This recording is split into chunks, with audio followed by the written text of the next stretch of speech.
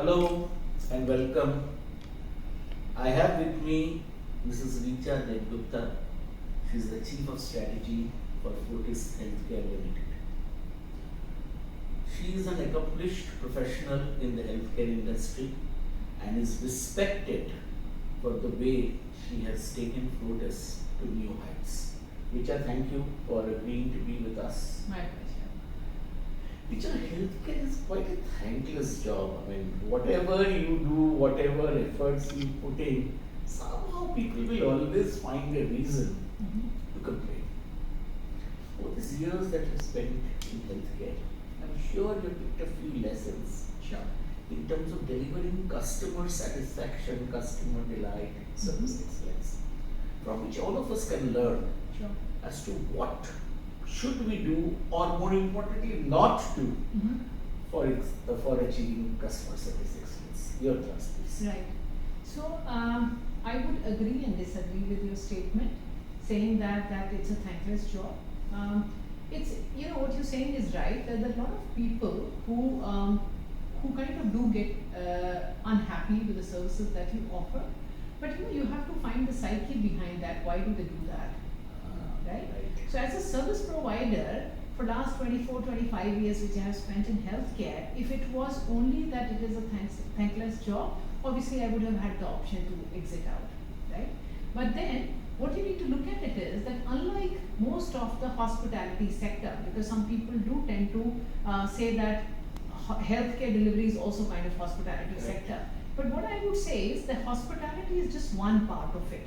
Rest is, which is very, very important part of it, is the clinical care, right? So what you need to see is when the patient comes to you, he or she, most of the time they are in distress. Correct. The relatives, the family who's accompanying the person is even more in distress because they don't even know as to what's happening with their patients, True. right? Pain is happening, what is the intensity of pain? If there is a disease, what is the prognosis? So there are a lot of what ifs in their mind as well. So once you absorb that and you know that why somebody is behaving in the manner they are behaving, then you do have the tendency to absorb and say that this is fine, let's send them back as a happy and satisfied customer. So that's the whole premise of customer satisfaction or patient satisfaction in healthcare. So you have to take it that way. Now, if you walk around in the corridors, we all feel that nurses' job is very stressed out because they are the ones who are the interface with the patient.